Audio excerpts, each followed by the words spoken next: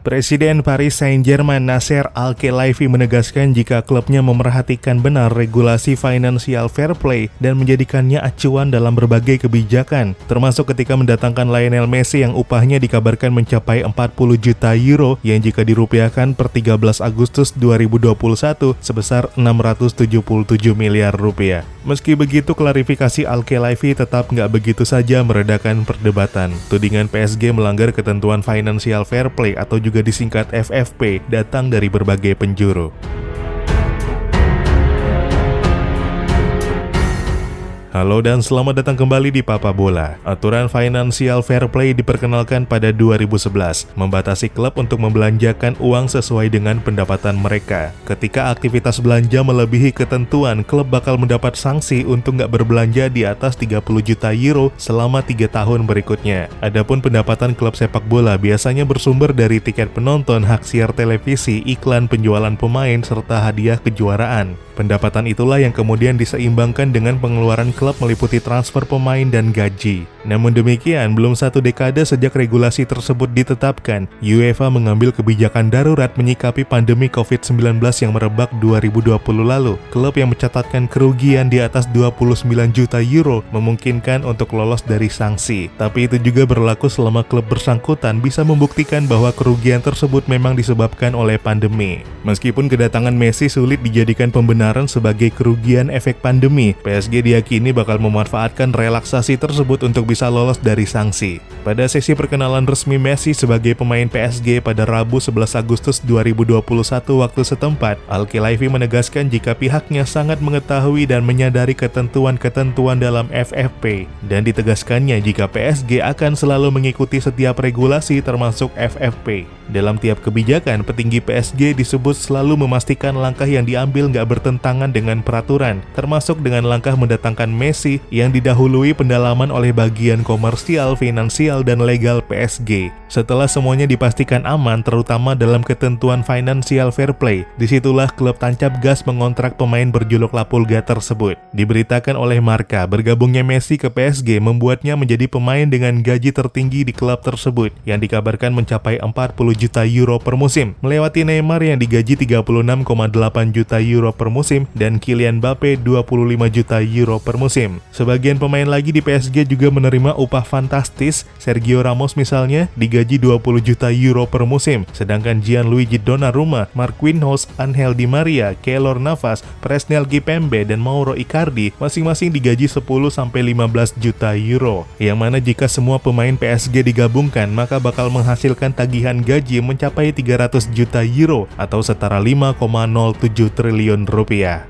Sebenarnya membayar gaji selangit untuk para pemain gak bakal jadi persoalan selama PSG masih mencatatkan revenue yang seimbang dengan total pengeluaran klub. Namun masalahnya, masih berdasar pemberitaan Marca, PSG mengalami kerugian total sebesar 200 juta euro atau setara 3,38 triliun rupiah pada musim lalu. Yang mana hal tersebut membuat tagihan gaji PSG bakal gak seimbang dengan revenue klub dan menyalahi dari segi aturan financial fair play. Terus kalau memang benar dari hitung-hitungan tersebut ketentuan financial fair play jelas dilanggar PSG, kenapa kontrak Messi akhirnya bisa diresmikan? Untuk menjawab itu, kita pahami dulu bahwa review financial fair play baru akan dilakukan pada akhir musim 2021-2022 mendatang, yang mana oleh otoritas terkait keuangan klub bakal diperiksa selama 2 musim sebelumnya. Jadi keadaannya berbeda banget dengan Spanyol yang memang kebijakan internal La Liga sudah nge-review komposisi gaji klub sejak sebelum musim dimulai. Dan di sisi lain, PSG bisa diuntungkan karena Ligue 1 nggak memiliki pembatasan gaji sebagaimana berlaku di La Liga sejak 2013. Masalah pembatasan gaji itu jugalah yang membuat Messi dan Barca harus berpisah. Apalagi setelah merebaknya krisis karena pandemi COVID-19, La Liga pun mengambil kebijakan melarang klub memiliki komposisi gaji 70% dari revenue mereka. Kondisi di Barca tanpa Messi pun komposisi gaji pemain sudah 95% dari total pendapatan mereka. Sedangkan kalau ditambah dengan kontrak Messi yang sempat disepakati, seperti disebutkan Presiden Barca, Joan Laporta beberapa waktu lalu, komposisi gaji bakal mencapai 110% dari total revenue Barca.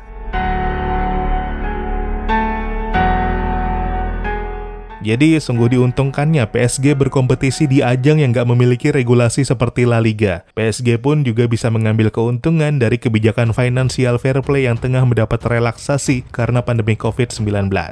Yang mana seperti sudah kami sebutkan, dengan relaksasi ini, klub yang mencatatkan kerugian di atas 29 juta euro memungkinkan untuk lolos dari sanksi FFP. Tapi itu juga sebenarnya berlaku selama klub bersangkutan bisa membuktikan bahwa kerugian mereka murni disebabkan pandemi. Dalam kasus PSG, kerugian karena gaji pemain selangit tentu bakal sulit dikaitkan dengan relaksasi tersebut, tapi tetap saja PSG diyakini bakal memanfaatkan kebijakan ini untuk menghindari sanksi FFP. Meski demikian, Nasser Al-Khelaifi dikabarkan juga ketar-ketir kalau aktivitas klubnya kemudian ditetapkan melanggar FFP. Langkah antisipasi pun dikemukakan dengan rencana penjualan sejumlah pemain. Bahkan yang cukup mengejutkan adalah dilepasnya Kylian Mbappe. Situasi di PSG konon tengah diamati dengan seksama oleh raksasa La Liga Real Madrid. Klub ibu kota Spanyol ini disebut-sebut melihat peluang untuk mendatangkan Mbappe pada musim panas ini juga. Real Madrid pun dikabarkan begitu yakin tawaran untuk Mbappe bakal sangat dipertimbangkan PSG, apalagi dengan kondisi gaji pemain yang harus diseimbangkan dengan keuangan klub. Di sisi lain, kontrak Mbappe juga berakhir 2022 dan belum ada tanda-tanda perpanjangan.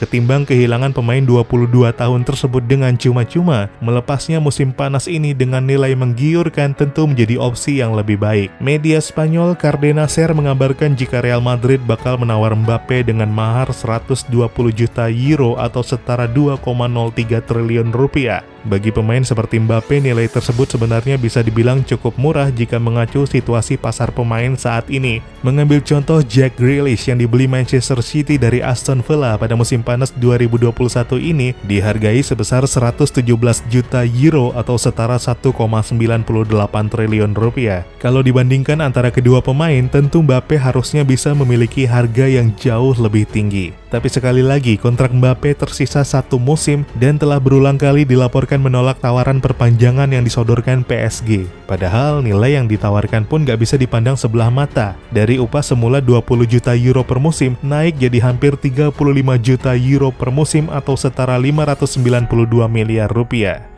Konon penolakan tersebut merupakan sinyalemen dari Mbappe bahwa ia bertekad untuk hengkang dan Real Madrid adalah klub yang begitu kuat sebagai pelabuhan bintang muda Prancis tersebut berikutnya. Sehingga ketimbang kehilangan Mbappe cuma-cuma, tawaran 120 juta euro dari Real Madrid pada musim panas ini menjadi sangat logis untuk PSG.